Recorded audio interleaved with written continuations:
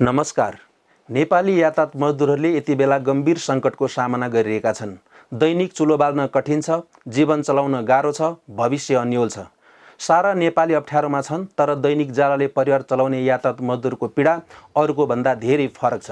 COVID-19 को संक्रमणको जोखिम न्यूनीकरण गर्नका लागि नेपाल सरकारले 2076 साल चैत्र 11 गतेदेखि आवागमनमा पूर्ण प्रतिबन्ध अर्थात् लकडाउन घोषणा गरेको छ। महिनौदेखि सार्वजनिक सवारी साधनहरू चलेका छैनन्।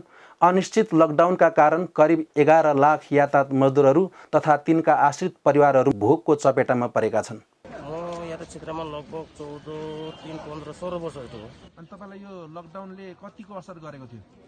लकडाउन त हामीले गरिहाल्छ नि अहिले, किनकि अब गाडी तपाईँलाई थाहै छ, गाडीमा त्यति कमाइ छैन, हाम्रो धेरै गाह्रो छ। धेरै खुसीको कुरा हो यस्तो बेलामा यस्तो हामीले अलिकति सहयोग गरेको त। यस्तो सङ्कटको महामारीमा हाम्रो प्रिय सङ्गठन नेपाल यातायात स्वतन्त्र मजदुर सङ्गठनको 41औं स्थापना दिवस मनाइरहेका छौँ। यस अवसरमा सम्पूर्ण नेपाली श्रमजीवीहरूप्रति हार्दिक शुभकामना व्यक्त गर्दछु। पञ्चायती बुट र बन्दुकको छायामुनि 2036 साल असार 9 गते सुनसरी जिल्लाको पानीपिया जङ्गलमा भूमिगत रूपमा यो सङ्गठन स्थापना गर्नुहुने संस्थापक अध्यक्ष कमल बुढाथोकी, उपाध्यक्ष गेल्बु लामा, सचिव लेखनाथ पराजुली, सहसचिव ओम प्रकाश शर्मा, कोषाध्यक्ष चन्द्रबहादुर श्रेष्ठ, सदस्यहरू छविलाल लम्साल, रमेश कुमार विष्ट, जुगेश्वर शाह, दुर्गा मानन्दर, गङ्गाराम शर्मा ढकाल, मदन किशोर शर्मा, दिनेश खड्का, सिंह बहादुर भुजेल, दुर्गा आचार्य, वीरेन्द्र प्रधानाङ्ग, नथुनी चौधरी लगायतका अग्रजहरूलाई हृदयदेखि सम्मान व्यक्त गर्दछु। यतिखेर हरेक अब कष्ट साथ हामीले चाहिँ अब खाइ नखाइ अब मजदुर पेसा गर्ने मान्छे मजदुरको अब सङ्गठित गरेर चाहिँ कलेक्सन गरेर कसरी सङ्गठन गर्यो, बहुत दुःखको हो, दुःख गर्यो। अहिले आएर 75 जिल्लामा हाम्रो सङ्गठन हुँदाखेरि बहुत खुसी लागेको छ। हामी बहुत गौरव मान्छौँ। सबै साथीभाइहरू यो केटाहरू सबै आएर अहिले जसरी लागेको छ, सबै भाइहरूले सबैले गरिरहेका छन्, यसमा खुसीको छ, एकदम राम्रो लाग्यो। विक्रम सम्वत 1973 सालदेखि नेपालमा सवारी साधन भित्रेको इतिहाससँगै 1998 सालमा काठमाडौँमा नेपाली यातायात मजदुरको इतिहासमा पहिलो पटक चालक सङ्घ नामको सङ्गठन र उपत्यका बाहिर 2008 सालमा विराटनगरमा मोरङ यातायात मजदुर युनियन गठन गरी मजदुरहरूलाई सङ्गठित हुन सिकाउने अगुवाहरूलाई स्मरण गर्दछु। राजनीतिक आरोह अवरोहका बीच 2036 सालमा नेपाल यातायात स्वतन्त्र मजदुर सङ्गठन स्थापना गर्नुहुने सम्पूर्ण अग्रजहरूप्रति श्रद्धा व्यक्त गर्दछु र दिवंगतहरूप्रति हार्दिक श्रद्धाञ्जली अर्पण गर्दछु। सङ्गठन इतिहासको 41 वर्ष यात्रामा हामीले 10औं राष्ट्रिय महाधिवेशन सम्पन्न गरिसकेका छौँ। यदि दुर्घटनालाई अपराधको कोटीमा राखेर ड्राइभरलाई जेलमा पठाइन्छ भन्ने कुरा आएको त्यतिखेर तपाईँहरूको महासङ्घ अग्रपति उभिएर ठुलो आवाजले बोल्नेछ। खबरदार हाम्रो साथी बन्न पाइन्छ, त्यसमा तपाईँ ढुक्क रहे हुन्छ। प्रथम र दोस्रो महाधिवेशनबाट निर्वाचित अध्यक्षहरूले तत्कालीन सरकारको आश्वासनमा परेर आन्दोलन र सङ्गठनलाई नै धोका दिएपछि सुस्ताएको सङ्गठनलाई 2043 साल फागुन 30 गते पोखरामा भएको राष्ट्रिय भेला मार्फत राष्ट्रिय अधिवेशन तयारी समितिको नेतृत्व गर्दै राजनीतिक प्रतिकूलताका बीच सङ्गठनलाई क्रियाशील बनाउनु भएकामा चुडामणि जङ्गलीलाई यो ऐतिहासिक अवसरमा सम्झिन चाहन्छु। 2047 सालमा सङ्गठनको तेस्रो महाधिवेशनबाट पुनः अध्यक्ष बनेर यातायात क्षेत्रलाई समेट्ने छुट्टै ऐन, नियुक्ति पत्र, कानुनी संरक्षण र सेवा सुविधा लगायत 24 सूत्रीय माग राखी चक्का जामको अगुवाई गर्नु भएका जङ्गलीकै समयमा श्रम ऐन, सवारी तथा यातायात व्यवस्था ऐन जारी भएका हुन्। यो सङ्गठन निर्माण गर्दाखेरि धेरै मान्छेहरूले यसमा आफ्नो रगत बगाएका छन्, पसिना बगाएका छन्। एउटा परिकल्पना उनीहरूले गरेर यो सङ्गठन निर्माण गरियो। आज यो सङ्गठन देशव्यापी रूपमा यातायात मजदुरहरूको हितमा, उनीहरूको दुःख, उनीहरूको कष्ट, उनीहरूको वेदना, उनीहरूको पीडामा यो सङ्गठन दिनरात खटिरहेको छ। तपाईँ कार्यकर्ताहरू खटिराख्नु भएको छ। यो हाम्रो एउटा अत्यन्तै गौरव पक्ष हो। यद्यपि हामीले आज मजदुरहरूको जीवनमा जुन खालको परिवर्तन गर्न सक्ने त्यो कुरा हामीले अझै पनि गर्न सकिरहेका छौँ। हामी लडिरहेका छौँ। चौथो महाधिवेशनदेखि छैठौँ महाधिवेशनसम्म 2051 सालदेखि 2063 सालसम्म लगातार 3 कार्यकाल उद्धव केसीले यो संगठनको अध्यक्षको भूमिका अगुवाई गर्नुभयो। स्वयंको भिडन्त होस् चाहे रत्नपार्क होस्, त्यहाँ सबै ठाउँमा यातायात मजदुर अग्रिम दस्तामा बसेर लडाइँ गरियो र त्यो नेपाली यातायात स्वतन्त्र मजदुर सङ्गठनले नै नेतृत्व गरेको थियो। 2053 सालमा फागुन 15 गते चक्काजामकै बलबाट सवारी तथा यातायात व्यवस्था नियमावली लगायत नीतिगत काममा स्मरण योग्य भूमिका निर्वाह गर्नुभयो।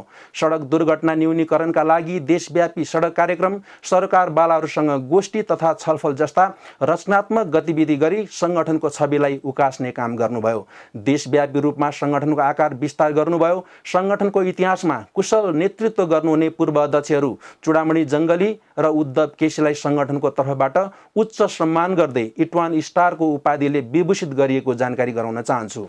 10 वर्षे जनयुद्धको समापन भएपछि युद्धका अवशेषहरू बाँकी नै रहेका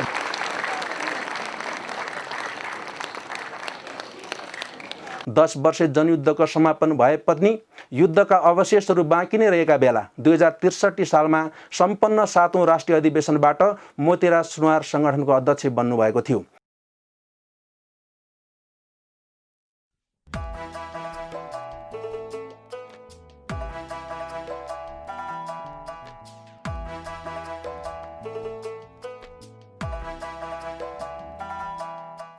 समय चुनौतीपूर्ण भए पनि आम मजदुरहरूमा नयाँ उत्साह पलाउँदै थियो, तर उहाँले लामो समय नेतृत्व गर्नु भएन र त्यस सङ्क्रमणकालीन अवस्थामा श्रीधर प्रसाद श्रेष्ठले कार्यवाहक अध्यक्षका रूपमा 2066 सालसम्म नेतृत्व गर्नुभयो।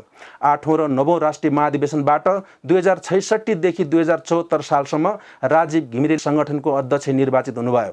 कार्यथलोमा फरक विचारका संगठनहरूबीच अस्वस्थ प्रतिस्पर्धाहरू थियो।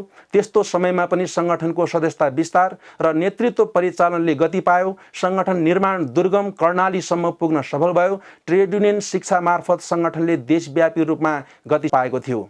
नयाँ संविधान अनुसार देशमा 7वटा प्रदेश बनिसकेको थियो। राज्यको पुनर्संरचना अनुसार कानुनहरू निर्माण भइरहेका थिए, तर हाम्रो संगठन पुरानै शैलीमा चलिरहेको थियो। त्यही बेला हाम्रो संगठनलाई पुनर्संरचना गर्ने वैधानिक प्रस्ताव सहित 2074 सालमा सम्पन्न 10औं राष्ट्रिय महाधिवेशनबाट हामीले कार्यभार सम्हालेका थियौं।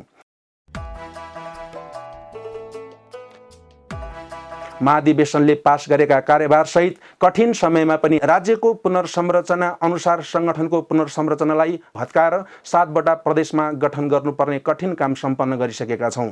यातायात व्यवस्थापन कार्यविधि निर्देशिका 2074 ले उत्पन्न गरेका चुनौतीहरूको व्यवस्थापन गरी संगठनलाई श्रमिक पक्षीय बनाउँदै यातायात श्रमिकहरूलाई सामाजिक सुरक्षामा जोड्ने प्रक्रियाको थालनी गरेका छौं।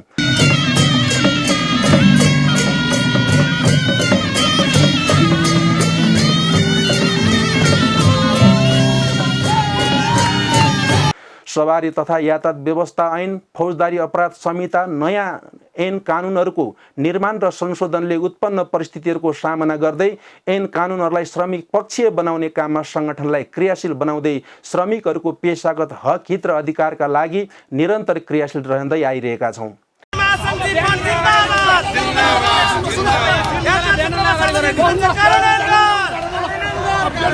यातायात क्षेत्रमा सामाजिक सुरक्षा कार्यान्वयन गर, हाम्रो माग पूरा गर, हाम्रो माग पूरा गर, ट्राफिक जागृति अन्त्य गर, ट्राफिक जागृति अन्त्य गर, होशियार होशियार होशियार होशियार, जिंदाबाद जिंदाबाद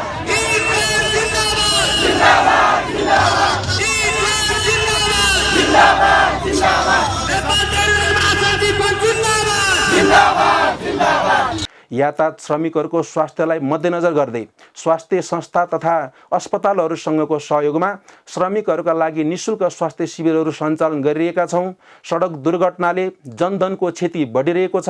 त्यही सन्दर्भमा सडक दुर्घटना न्यूनीकरणका लागि देशव्यापी सडक सुरक्षा अभियान सञ्चालन गरी यातायात श्रमिक तथा आम जनतामा अनुशिक्षित गरिरहेका छौं।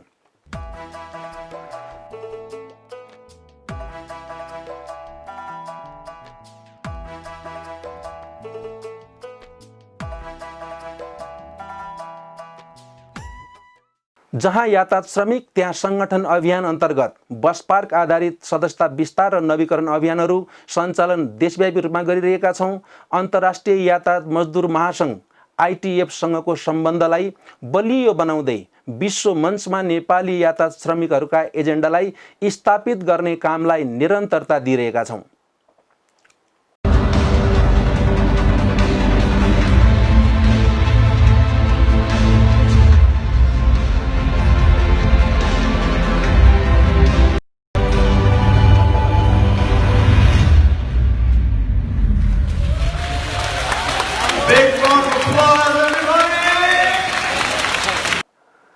हाम्रो सङ्गठन र विचार मिल्ने सङ्गठनहरूको बीचको एकता प्रक्रियालाई सकारात्मक रूपमा अगाडि बढाइरहेका छौँ र यो प्रक्रियासँगै देशमा एउटा शक्तिशाली यातायात मजदुरहरूको सङ्गठन निर्माण गर्ने कार्यका निमित्त हामी लागिरहेका छौँ। हामी मैदानमै छौँ। हामी लक्ष्य सहितको यात्रामा छौँ। यो यात्रालाई सफल बनाउन तपाईँहरूको साथ र सहयोगको अपेक्षा गर्दछु। चालकलाई हत्कडी लगाउने प्रथाको अन्त्य, स्वतन्त्र सङ्गठन बनाउने अधिकार लगायत 13 सूत्रीय माग राखेर 2036 सालमा 7 दिने चक्काजाम गर्दा पक्राउ परी 36 दिन जेल जीवन बिताउनु हुने कमल बुढाथोकी, छविलाल लम्साल, रमेश विष्ट र चन्द्रबहादुर श्रेष्ठको साहस प्रेरणादायी छ। 2046 सालको जनआन्दोलनमा सङ्गठनको योजनामा यातायात श्रमिकहरूले दस्तावेजहरू ओसार पसार गरेर वाम मोर्चालाई साथ दियो। नेपाल बन्द, हडताल, मसाल जुलुस र यातायात अवरोध जस्ता महत्त्वपूर्ण आन्दोलनका कार्यक्रमहरूमा मजदुर परिचालन गरेर भूमिका निर्वाह गर्यो। आन्दोलनको बलमा श्रम ऐन, सवारी तथा यातायात व्यवस्था ऐन, सवारी तथा यातायात व्यवस्था नियमावली निर्माणमा योगदान गरी यातायात क्षेत्रमा कानुनविहीनताको अवस्थाको अन्त्य गर्यो। लाइसेन्स नवीकरण शुल्क वृद्धि, यातायात श्रमिकहरूमाथि प्रशासनिक हैरानी, विभिन्न नाममा हुने शोषण र शास्तिका विरुद्ध यातायात मजदुरहरू विरुद्धको प्रतिकूल नीतिहरूको विरुद्धमा सङ्गठनले निरन्तर खबरदारी गरिरहेको छ। 62-63 सालको 19 दिने दोस्रो जनआन्दोलनमा यातायात मजदुर प्रद्युम्न खड्का लगायतले यो देशका लागि अमूल्य जीवन दिएका छन्। देशभरका सङ्गठनका हजारौँ नेता कार्यकर्ताहरू आन्दोलनमा सहभागी भए। सयौँ नेता कार्यकर्ताहरू पक्राउ परेका छन् भने सयौँ नेता कार्यकर्ताहरू घाइते समेत भएका छन्। यही सङ्घर्षको जगमा अनौपचारिक श्रमिकहरूलाई समेत समेट्ने गरी श्रम ऐन 2074 जारी भएको छ। भर अभरमा सहयोग गर्ने गरी सामाजिक सुरक्षा ऐन 2074 समेत जारी भइसकेको छ। यसलाई कार्यान्वयन गर्ने अभिभार हाम्रो काँधमा छ।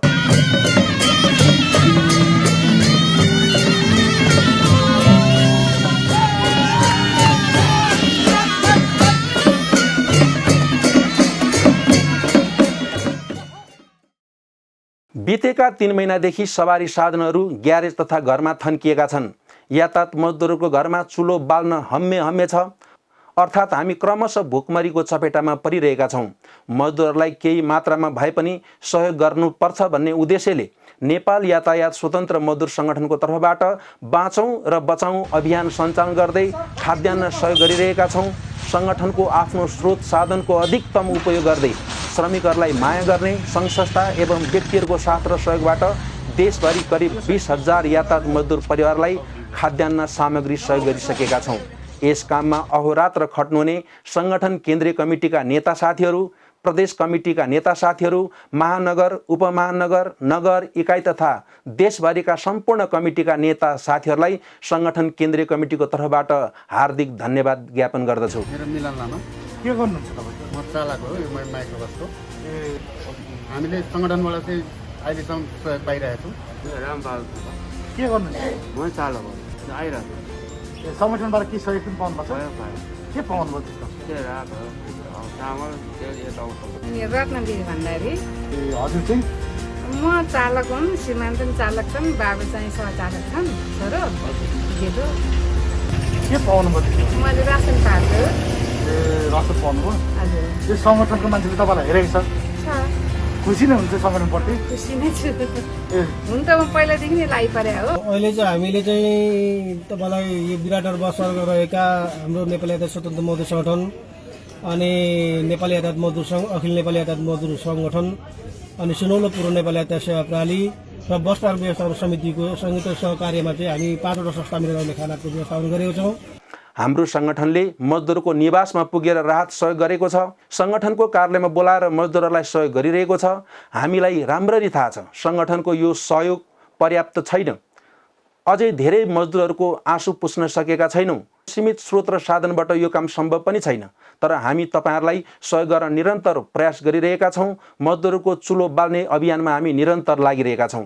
करिब 8 खर्ब निजी लगानी रहेको नेपालको अर्थतन्त्रको जगमानीको यातायात क्षेत्र बैंक ऋणमा निर्भर छ। महामारीले मृतप्राय बनेको यो क्षेत्रलाई प्राण भर्ने योजना सरकारले ल्याउन सक्नु पर्दछ। ठूलो संख्यामा रहेका श्रमिकहरू बेरोजगार बन्ने अवस्थामा छ। तत्काल यातायात क्षेत्रलाई सहुलियत र अत्यावश्यक क्षेत्रको फ्रन्टलाइनमा काम गर्ने यातायात श्रमिकहरूलाई स्वास्थ्य सुरक्षा र भविष्यप्रतिको सुनिश्चितता हुने योजना घोषणा गर्दै काम गर्ने वातावरण बनाउनका निमित्त सरकारलाई आग्रह गर्दछु। 2076 साल असार 9 गते 40औं स्थापना दिवसमा एकै दिन देशभर 1012 प्रिन्ट रक्तदान गरेका थियौँ। देशभरका 52 सहरहरूका बस पार्कहरूमा सरसफाई गरेका थियौँ तथा 8 कक्षा उत्तीर्ण एवं एसई परीक्षा उत्तीर्ण यातायात मजदुरका छोराछोरीहरूलाई पुरस्कृत गरेका थियौँ। पूर्व प्रधानमन्त्री तथा नेकपाका वरिष्ठ नेता माधव कुमार नेपाल, पूर्व अर्थमन्त्री सुरेन्द्र पाण्डे, जी फन्डका पूर्व अध्यक्ष मुकुन्द न्यौपानेबाट संगठनको जन्मदिनको केक काटेर स्थापना दिवस मनाएका थियौँ। वर्गको पार्टी नेपाल कम्युनिस्ट पार्टी झन्डै 2/3 बहुमतको हैसियतमा पुगेको अवस्थामा उसले मजदुर वर्गको समस्यालाई, यातायात क्षेत्रका मजदुरको समस्यालाई विशेष ढङ्गले ध्यान दिनै पर्छ। अहिले ध्यान दिन सकिएन भने अरूबाट आशा गर्न सकिँदैन। त्यसो हुनाले तपाईहरुको बिमाको व्यवस्था गर्नदेखि लिएर स्वास्थ्य बिमादेखि लिएर सामाजिक सुरक्षाका कुरासम्म लाइसेन्स प्रदान गर्नका लागि ड्राइभिङको साथसाथै केही रुल्सहरू हुन्छन्, रेगुलेसन्सहरू हुन्छन्, सुरक्षित सवारीको निम्ति पालन गर्नुपर्ने केही संहिताहरू हुन्छन्। ती सबैको बारेमा राम्रो ज्ञान दिने काम सरकारकै हुन्छ। फेरि पैसा दिएपछि छिटो लाइसेन्स दिइहाल्ने, पैसा दिएन भने झुन्ड्याएकी गर्ने, धनी मानिसलाई घरमै लाइसेन्स पुर्याइदिने, गरिबहरूलाई धाउँदाखेरि पनि नदिने, यी त्रुटिहरू छन् भने त्यसलाई पनि सच्याउनु पर्ने आवश्यकता पर्दछ। यसपटक महामारीले विश्वलाई अक्रान्त बनाएको समयमा हामी हाम्रो संगठनको स्थापना दिवस मनाइरहेका छौँ। प्रतिकूलताका बीच पनि देशका विभिन्न सहरहरूमा रक्तदान गरेर मजदुर परिवारलाई राहत वितरण गरेर साथै संगठन स्थापना स्थल पानी पिया तथा देशभरका बस पार्कहरूमा दीप प्रज्वलन गरेर हामीले 41औं स्थापना दिवस मनाइरहेका छौँ। अबका हाम्रा कार्यभारहरू यातायात मजदुरहरूको स्वास्थ्य र सुरक्षाको विषयमा गम्भीर हुँदै जनताको सेवामा क्रियाशील रहने सचेतनाबारे कार्यथलो आधारित देशव्यापी अभिमुखीकरणमा केन्द्रित हुनेछ। 10औं राष्ट्रिय महाधिवेशनको बाँकी कार्यभारहरू पूरा गर्दै श्रम ऐन र सामाजिक सुरक्षा ऐनको कार्यान्वयनको विषयमा केन्द्रित हुनेछ। सडक सुरक्षा र अभियान सञ्चालन गरी सडक दुर्घटना न्यूनीकरणमा हाम्रो शक्ति केन्द्रित हुनेछ। अन्त्यमा यातायात मजदुरहरू अभाव र सङ्कटमा पनि नआत्तिने वर्ग हो। यो महामारीलाई हामी सबैले मिलेर जित्नु छ। म सम्पूर्ण यातायात मजदुर साथीहरूलाई आग्रह गर्दछु, धैर्य बनाऊ, स्वास्थ्य र सुरक्षाका बारेमा सचेत रहौँ, खानपानलाई सन्तुलित बनाऊ, परिवारलाई हेरचाह गरौँ र माया गरौँ, सामाजिक दायित्व पुरा गरौँ, समय परिस्थिति अनुसार चलौँ, अनावश्यक हल्लाको पछि नलागौँ, देशभरिका श्रमजीवीहरू एकजुट बनौँ। फेरि पनि नेपाल यातायात स्वतन्त्र मजदुर सङ्गठनको 41औं स्थापना दिवसको अवसरमा यो देशभरिका सम्पूर्ण श्रमजीवी यातायात मजदुर तथा सम्पूर्ण श्रमजीवी जनतामा हार्दिक शुभकामना व्यक्त गर्न चाहन्छु। धन्यवाद, नमस्कार। एक मुट्ठी पसीना, एक मुट्ठी प्राण, एक मुट्ठी पसीना, एक मुट्ठी प्राण अर्पण गर्छौं यो फुलबारीमा मानवको। म मजदुर, म यातायात मजदुर, हामी मजदुर, हामी यातायात मजदुर।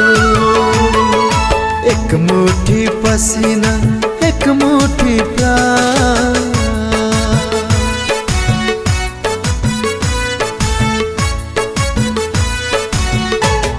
रगत सबैको रातो छ, भेद म मान्दिन,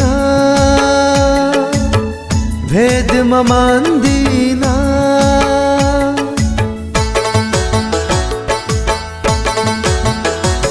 हो रगत सबैको रातो छ भेद म मान्दिन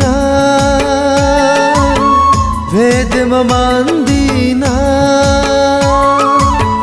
प्राण दिन्छु देशलाई प्राण दिन्छु देशलाई खेद म मान्दिन म मजदुर म यातायात मजदुर